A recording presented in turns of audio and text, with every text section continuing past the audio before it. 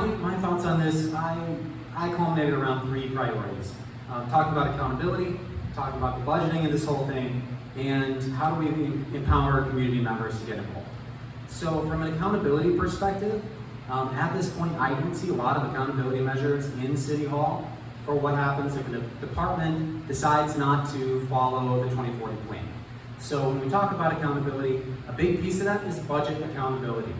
I'm sorry, but if you're building a building, you need to follow all the rules, you need to check all the boxes. That is the responsibility of the city. And if you're not doing that, if you're not meeting that basic expectation, we need to talk about the budget going to your office, because you're not doing the whole job. I know that's how it would work for me. Most people work in a day job, and I think that's the way we can talk about the city too. We also need to talk about the fundamental question of renovation versus replacement. Now, I always thought it's cheaper to keep what you have than to buy something new.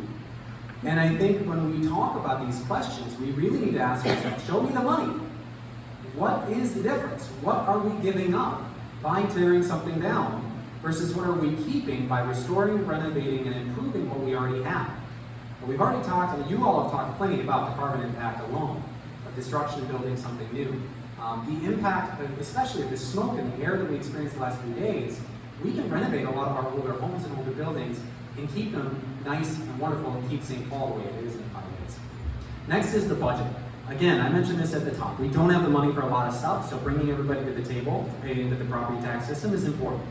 The proposal I'm bringing forward, I'm calling it co-pilot. It's collegiate payments in lieu of taxes.